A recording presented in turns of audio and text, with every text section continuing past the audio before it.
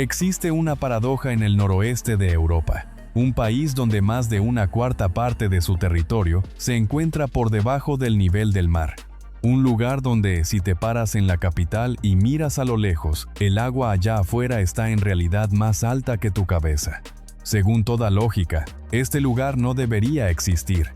Debería haber quedado bajo el fondo del Mar del Norte hace muchísimo tiempo. Y, sin embargo, no se hunde. Al contrario, se convirtió en uno de los lugares más ricos, más ordenados y más felices del planeta. En este país hay puentes cubiertos de pasto verde que cruzan por encima de las autopistas, no para los autos, sino para que pasen los ciervos, los zorros y los tejones.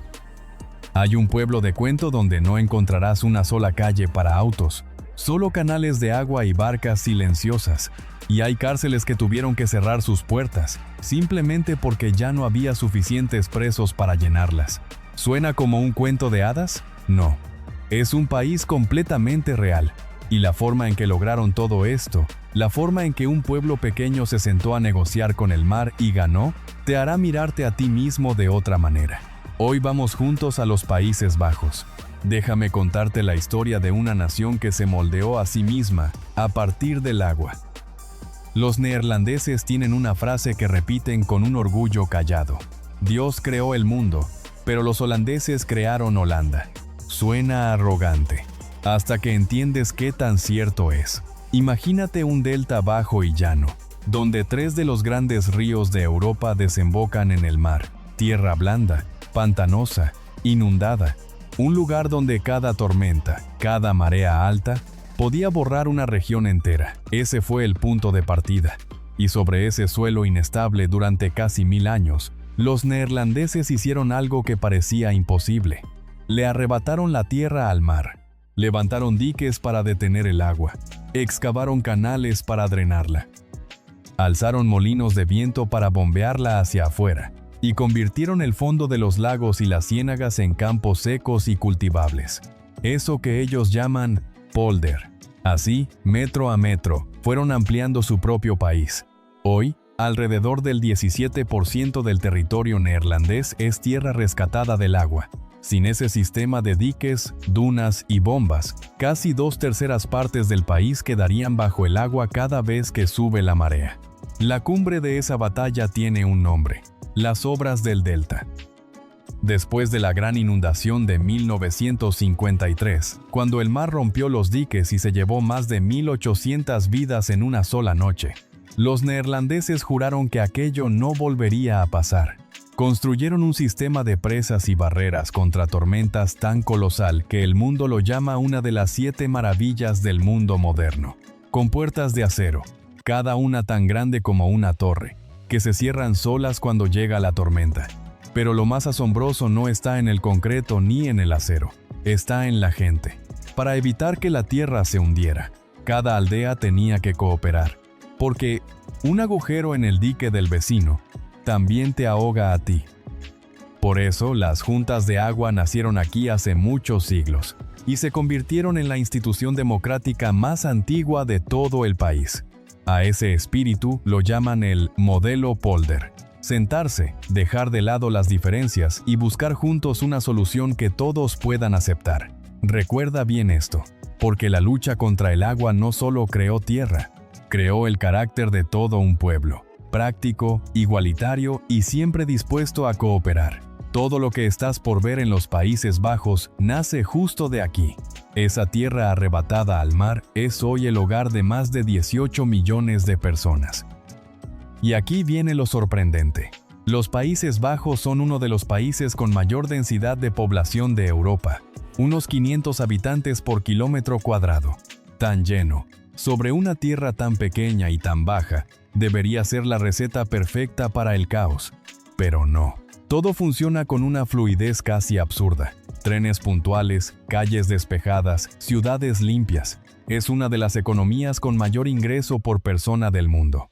El puerto de Róterdam es el más grande de Europa, y durante más de 4 décadas, de 1962 a 2004, fue el puerto más activo del planeta, la puerta por donde entraban y salían las mercancías de todo un continente. Y casi cualquier persona con la que te cruces en la calle, del más anciano al más pequeño, podrá conversar contigo en un inglés fluido. Pero quizá lo más memorable de los neerlandeses no es cuánto dinero producen, sino cómo viven. Aquí la gente trabaja menos horas que en la mayor parte del mundo. Trabajar medio tiempo es algo normal, no un fracaso. Al salir del trabajo, la gente vuelve a casa, recoge a sus hijos, sale en bicicleta al parque. Porque para los neerlandeses, la verdadera riqueza no se mide por las horas que trabajas, sino por el tiempo que alcanzas a vivir. Si todo este país convive con el agua, ningún lugar lo demuestra mejor que su capital. Ámsterdam no se construyó junto al agua, se construyó sobre el agua. Todo su centro se levanta sobre unas 90 islas artificiales, unidas por más de 1.200 puentes, en medio de una red de canales que la UNESCO reconoció como Patrimonio de la Humanidad. Sobre esa agua flotan unas 2.500 casas flotantes, hogares de verdad, con gente que vive en ellos y macetas con flores en las ventanas. La llaman la Venecia del Norte, pero decirlo así es quedarse corto. Al caer la noche, la luz dorada se refleja en los canales y abren sus puertas los brown cafés, pequeñas cantinas impregnadas por el paso del tiempo. El ambiente aquí es libre, abierto, tolerante con todo tipo de personas. Esa es el alma de la ciudad. Pero quiero contarte un secreto, justo aquí, sobre estos mismos canales. Porque Ámsterdam guarda la respuesta a nuestra pregunta más grande. Un país por debajo del nivel del mar. ¿Cómo llegó a ser tan rico? Volvamos al siglo XVII, la época que llaman el Siglo de Oro. Justo aquí, en el año 1602, nació una empresa conocida como la VOC, la Compañía Neerlandesa de las Indias Orientales. No era una empresa cualquiera, fue la primera empresa multinacional de la historia de la humanidad. Y para financiar aquellos viajes por el océano, llenos de riesgo, hicieron algo que nadie había hecho antes. Vendieron acciones de la compañía al público. Cualquiera podía comprar una parte y venderla después a otra persona. Justo sobre estos canales nació la primera bolsa de valores del mundo. ¿Te das cuenta? Los neerlandeses no solo se hicieron ricos, inventaron la manera misma en que el mundo se hace rico hoy. Esa es la respuesta a nuestra paradoja del principio. Un pueblo que tiene que negociar todos los días con el mar, también aprendió a negociar con el mundo entero. Al alejarnos de los canales, hay otra cosa que te va a saltar a la vista en el instante en que pones un pie en los Países Bajos: bicicletas, por todas partes. El dato es este. Este país de más de 18 millones de habitantes tiene alrededor de 22.800.000 bicicletas. Es decir, aquí hay más bicicletas que personas. Y tienen todo un reino para andar a sus anchas. Más de 35.000 kilómetros de ciclovías exclusivas, que se abren paso por cada ciudad, cada campo, cada pueblo. Más de 1 de cada 4 trayectos se hace en bicicleta. En Ámsterdam, esa cifra se acerca a 4 de cada 10. Los neerlandeses no andan en bici porque sean pobres. Andan en bici porque es la forma más lógica, más rápida y más libre de moverse. En la ciudad de Eindhoven incluso construyeron una glorieta suspendida en el aire, un anillo dedicado solo a los ciclistas, flotando por encima del flujo de autos que pasa abajo. Como si todo el país se hubiera rediseñado para poner a la persona por encima de la máquina. Y esta es una imagen que no olvido. En los Países Bajos, un niño de 8 años puede ir solo a la escuela en bicicleta, seguro, por calles diseñadas para protegerlo. Es una libertad que, en tantas ciudades dominadas por el auto, los padres apenas pueden soñar para sus hijos. No porque los niños neerlandeses sean más valientes, sino porque toda una sociedad decidió, en conjunto, que las calles deben pertenecer primero a las personas. Y si hay algo que hace latir al pueblo neerlandés a un mismo ritmo, con tanta fuerza como el amor por la bicicleta, es el fútbol. Para ti, que eres latinoamericano, este nombre no te resulta nada extraño, porque los Países Bajos le regalaron al mundo una de las leyendas más hermosas que ha conocido el deleite del balón. En los años 70, aquel equipo de camiseta naranja jugó un fútbol que el mundo jamás había visto. Lo llamaron fútbol total. La idea sonaba tan sencilla como una locura. Cualquier jugador podía jugar en cualquier posición. Los defensas suben a atacar. Los delanteros bajan a defender. El equipo entero se mueve como un cuerpo vivo, como agua sin una forma fija. ¿Te suena? Un pueblo que aprendió a moldearse como el agua, ahora jugaba como el agua. El alma de aquel torbellino fue un solo hombre, Johan Cruyff. No solo un gran jugador, sino un filósofo del balón.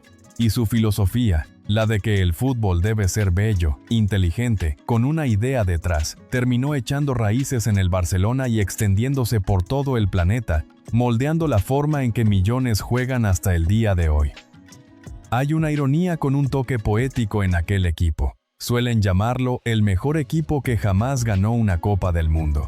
Jugaban un fútbol que ponía a la gente de pie a aplaudir, pero el trofeo más preciado se les escapaba de las manos por un suspiro.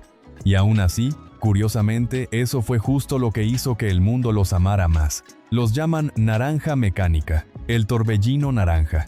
Quédate con ese color, porque el naranja no es solo el color de una camiseta, es el color de toda una nación.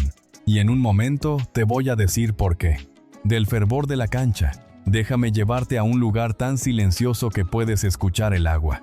En el noreste del país hay un pueblo llamado Giethoorn, y lo primero que notas al llegar es aquello que no ves: calles para autos. En el casco antiguo del pueblo no hay caminos para los coches. En su lugar hay canales de agua transparente, tranquilos, que serpentean entre casas de techo de paja. Lo llaman la Venecia de los Países Bajos, pero es mucho más apacible que Venecia. Aquí la gente no maneja, rema o se desliza en barcas eléctricas silenciosas, sin un solo ruido. Cientos de pequeños puentes de madera en forma de arco cruzan los canales, uniendo un jardín verde con otro. ¿Quieres visitar al vecino? Vas en barca. ¿Quieres volver a casa? Vas en barca. En un lugar así, comprar una casa a veces significa también necesitar una barca para llegar hasta tu puerta. Giethoorn fue alguna vez una ciénaga de turba. La gente excavaba el carbón, dejaba tras de sí pozos de agua, y esos pozos poco a poco se fueron uniendo hasta formar un laberinto de canales de ensueño. Una vez más, es la historia de siempre en los Países Bajos. El ser humano y el agua, no como enemigos, sino como dos compañeros de vida que aprendieron a convivir. Si Giethoorn te muestra la dulzura del agua, hay un lugar que te muestra la primera arma que los neerlandeses usaron para domarla. Llega a Kinderdijk. Ahí, alineados a la orilla del canal, se levantan 19 viejos molinos de viento, construidos entre 1738 y 1740, hace casi 3 siglos. Es la mayor concentración de molinos antiguos de los Países Bajos, y desde 1997 toda esta zona es Patrimonio de la Humanidad de la UNESCO. Pero estos molinos no son de adorno, son máquinas que salvan vidas. Su tarea es bombear el agua fuera de esas tierras bajas, más abajo que el nivel del mar, para que la gente pueda vivir y cultivar. Son la primera línea de defensa en la guerra milenaria contra el agua. Y lo asombroso es que todavía funcionan. Durante la Segunda Guerra Mundial, cuando escaseó el combustible, los neerlandeses volvieron a poner en marcha a estos viejos gigantes para evitar que el país se hundiera. El nombre Kinderdijk significa el dique de los niños, y detrás hay una leyenda que conmueve el alma. Cuentan que, tras una inundación terrible en el año 1421, cuando el agua se retiró, los sobrevivientes miraron hacia la corriente y vieron una cuna flotando. Sobre el borde de la cuna, un gato saltaba de un lado a otro, manteniéndola en equilibrio para que no volcara. Y adentro, un bebé seguía durmiendo tranquilo, seco, a salvo. Una imagen que lo dice todo sobre este país. En medio de la furia del agua, la vida siempre encuentra la forma de flotar por encima. Los neerlandeses rediseñaron todo su país para las personas. Pero esto es lo que de verdad los hace distintos. No se detienen en las personas. Ahora imagina un puente que cruza sobre una autopista, pero en lugar de asfalto y líneas pintadas, su superficie está cubierta de pasto, arbustos y tierra. Todo un bosque en miniatura tendido por encima del tránsito que corre abajo. Esto es un ecoducto, un puente ecológico, y no es para los autos, es para los ciervos, para los zorros, para esos tejones que intentan cruzar una tierra partida en dos por el camino. En los Países Bajos hay más de 600 estructuras así. puentes, túneles, corredores verdes, para que los animales se muevan con seguridad. Y hay un puente que tiene un récord mundial, el Natuurbrug Sanderij-Krailo. Mide 800 metros de largo y 50 de ancho, el paso elevado para fauna silvestre más largo del planeta, que cruza por encima de una autopista, una vía de tren, un parque industrial y un complejo deportivo. Incluso levantaron barreras contra el ruido y las luces de los autos, y excavaron pequeños túneles para las ranas y las tortugas. Toda una infraestructura, construida solo para que los animales no mueran bajo las ruedas. Pero la historia más hermosa es la de los perros. En el mundo, la Organización Mundial de la Salud calcula que hay alrededor de 200 millones de perros callejeros sin hogar. Y los Países Bajos se enorgullecen de ser el primer país del mundo sin un solo perro en situación de calle. Y lo lograron no matándolos, sino con humanidad. Un programa nacional financiado por el Estado. Recoger a los perros sin dueño, cuidarlos, esterilizarlos, vacunarlos y encontrarles un hogar. Crearon incluso todo un cuerpo de policía dedicado a proteger a los animales. Maltratar a un animal aquí te puede costar hasta 3 años de cárcel. ¿Lo ves? Un pueblo que pasó 1000 años arrebatándole tierra al mar para poder vivir, al final terminó compartiendo esa tierra tan difícil de ganar, también con los animales. ¿Y qué ocurre dentro de esos hogares tan acogedores, cuando cae la noche sobre los canales?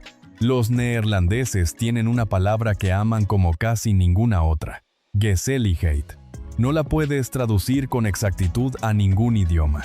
No es del todo acogedor ni del todo alegre. Es esa sensación de estar sentado con tus seres queridos, a la luz de las velas, en un pequeño brown café, sin prisa por ir a ningún lado. La sensación de sentirte conectado, de pertenecer. Los daneses tienen el hygge, pero el hygge suele inclinarse hacia el recogimiento en soledad. El gezelligheid siempre necesita compañía.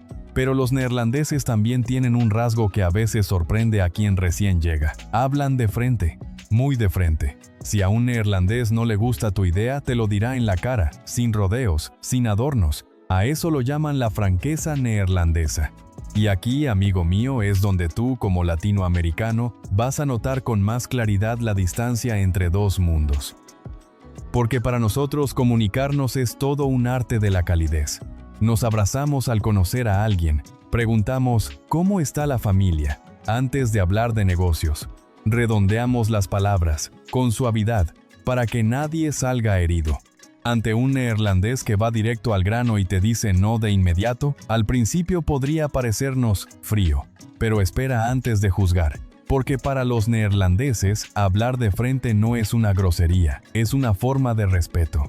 Creen que andarse con rodeos es lo insincero, que es obligar al otro a adivinar lo que piensas. Decir las cosas tal como son, para ellos, es tratar a la otra persona como alguien lo bastante maduro para escuchar la verdad.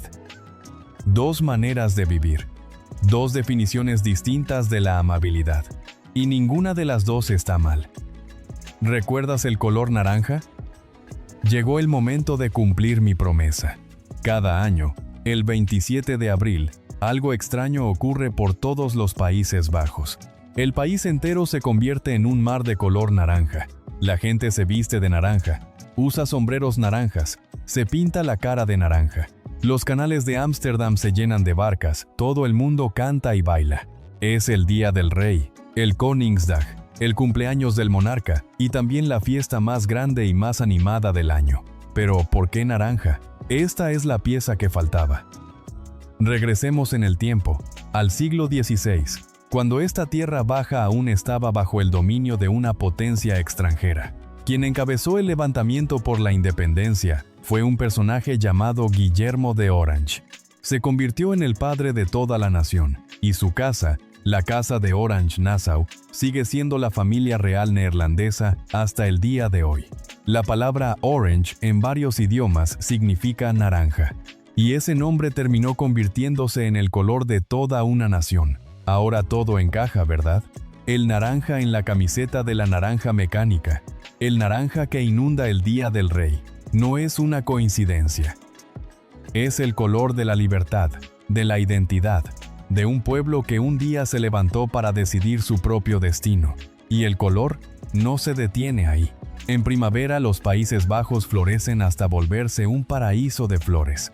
El jardín de Keukenhof, al que llaman el jardín de flores más grande del mundo, despliega alrededor de 7 millones de flores, un tapiz tan deslumbrante que abruma la vista.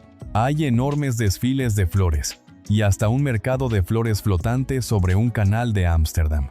En el pueblo de Alkmaar todavía conservan su mercado tradicional de queso, donde cargan sobre los hombros las ruedas de queso doradas, tal como hace siglos. Pero los neerlandeses también saben guardar silencio. El 4 de mayo, exactamente a las 8 de la noche, el país entero se detiene. Los autos dejan de andar, la gente deja de caminar. Todos inclinan la cabeza durante 2 minutos para recordar a quienes cayeron. Del mar de color naranja al silencio absoluto. Eso también son los Países Bajos. Después de la fiesta, siéntate a la mesa. Porque la comida neerlandesa no es ostentosa ni complicada, pero es cálida y honesta, igual que su gente. La estrella más brillante es el stroopwafel. 2 capas finas y crujientes de barquillo con una capa de caramelo suave y pegajoso en medio. Y este es el truco que un neerlandés te va a enseñar. Pon la galleta sobre la boca de una taza de café o té caliente. Espera unos segundos a que el vapor derrita el caramelo de adentro. Y recién entonces le das la mordida. Un pequeño instante de paraíso. Luego está el arenque crudo, el herring, que los neerlandeses comen levantando el pescado entero, echando la cabeza hacia atrás y dejándolo caer en la boca. Están los bitterballen, esas croquetas de carne fritas y crujientes que se acompañan con cerveza. Están los poffertjes, unos panqueques diminutos, esponjados, espolvoreados con azúcar, y una sopa de chícharo bien espesa que reconforta en los días fríos del invierno. Y oye, ¿te fijaste en la zanahoria de tu plato? Es de color naranja, ¿cierto? Pues sí, eso también tiene que ver con el naranja que hemos venido siguiendo a lo largo de todo el camino. Porque, antes del siglo XVII, la zanahoria era en su mayoría morada, blanca o amarilla. La zanahoria naranja que hoy come el mundo entero fue cultivada y popularizada por los neerlandeses y está ligada a la casa de Orange. Hasta una humilde zanahoria sobre la mesa, en este país, lleva el color de la bandera. Detrás de esa sencillez, se esconde una de las mentes más creativas que el mundo haya conocido. Desde este país diminuto, la humanidad recibió todo un tesoro de inventos. El telescopio, esa herramienta que abrió el universo, nació aquí en el año 1608, antes incluso de que Galileo lo apuntara al cielo. El microscopio, lo que le reveló a la humanidad el mundo de las bacterias y las células, también salió de los Países Bajos. El disco compacto, el CD, que tienes en casa, lo creó la empresa neerlandesa Philips. El Wi-Fi que estás usando para ver este video en este preciso momento también tiene raíces neerlandesas. Y lo mismo la tecnología Bluetooth, e incluso el primer submarino de la humanidad. Un pueblo pequeño pero que dejó su huella en casi todo. Pero su invento más grande, quizá, fue una sociedad en la que la gente de verdad quiere vivir. Esta es una historia que me encanta. Durante años, la tasa de criminalidad en los Países Bajos fue bajando de manera constante, tanto que las cárceles empezaron a quedarse vacías. La tasa de encarcelamiento aquí es de apenas la mitad de la del Reino Unido. Hubo un momento en que los Países Bajos incluso tuvieron que importar presos de otros países para llenar las celdas. Y cuando aún así no había suficientes presos, hicieron algo que muy pocos países pueden hacer. Cerraron cárceles. Muchas prisiones viejas se convirtieron en residencias para estudiantes y en vivienda social. Los muros que alguna vez encerraron a las personas, ahora las cobijan, y quizá este sea el dato más hermoso. Según el informe más reciente de UNICEF, publicado en el año 2025, los niños neerlandeses fueron clasificados como los de mayor bienestar del mundo. Casi 9 de cada 10 adolescentes de 15 años dicen sentirse satisfechos con su vida. En un país que tuvo que arrebatarle al mar cada metro de tierra, construyeron lo más difícil de construir, niños felices. Entonces, ¿cuánto cuesta vivir en este paraíso? Hablemos de dinero sin rodeos, al estilo neerlandés. Primero, la buena noticia. Los sueldos aquí están entre los más altos de Europa. Un trabajador común se lleva a casa, después de impuestos, unos 2.600 euros al mes, es decir, casi $3.000. El salario mínimo también es de respeto, casi 15 euros por hora, para este año 2026. Pero, y siempre hay un pero, el costo de la vida aquí tampoco es ligero. Vivir para una sola persona suele costar entre 2.500 y 2.800 euros al mes. Y el principal culpable es la renta. ¿Sabes cuánto cuesta rentar un departamento de una recámara en el centro de Ámsterdam? Unos 2.000 euros al mes, cerca de $2.300 por una sola recámara. Para mucha gente, la renta se come casi la mitad del sueldo que tanto le cuesta ganar. En otras palabras, los Países Bajos te pagan bien, pero también te cobran caro. Es el precio de vivir en uno de los lugares más habitables del mundo, sobre una tierra tan estrecha que todos quieren un lugar en ella. Y como nos prometimos ser honestos el uno con el otro, es momento de contar el resto. Porque los Países Bajos, por hermosos que sean, no son un paraíso perfecto. El problema más doloroso es justo el que acabamos de mencionar: la vivienda. Poca tierra, mucha gente, y encontrar un lugar a un precio razonable, sobre todo en Ámsterdam, es una verdadera batalla. Por eso terminan convirtiendo hasta las viejas cárceles en vivienda. El precio de lo habitable a veces es que a duras penas logras meter un pie. Luego está el clima. No dejes que las postales llenas de sol te engañen. Los Países Bajos son grises, con mucho viento, y una llovizna que no suelta en todo el año. Puede llover varias veces en un mismo día. En broma dicen que aquí puedes vivir las 4 estaciones en una sola tarde. Y el centro de Ámsterdam, en temporada alta, se llena de tantos turistas que hasta los propios habitantes se quejan. Y hay un aspecto de los Países Bajos que creo que vale la pena mencionar con calma, porque suele malinterpretarse. Ámsterdam es famosa por su barrio rojo y por la tolerancia hacia el cannabis en esos cafés especiales.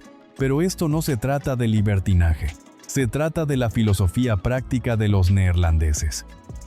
Su razonamiento es este: hay cosas que van a existir, las prohíbas o no.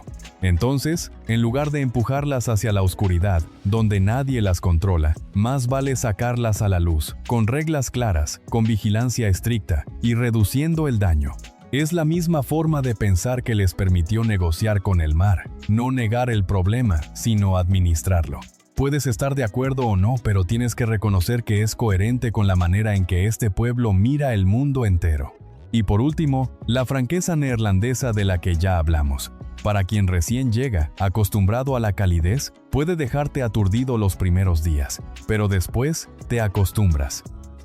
Y a veces hasta la vas a extrañar. Y bien, si los Países Bajos te dieron ganas de tomar tu maleta, ¿cuál es la realidad para quien viaja con un pasaporte latinoamericano? Buenas noticias. Los ciudadanos de México y de la mayoría de los países de Latinoamérica no necesitan visa. Pueden permanecer en el espacio Schengen hasta 90 días dentro de cada periodo de 180, con solo tener un pasaporte vigente. Solo hay un cambio que debes tener presente. Se espera que, a partir de finales del año 2026, tengas que registrar en línea una autorización llamada ETIAS antes de volar.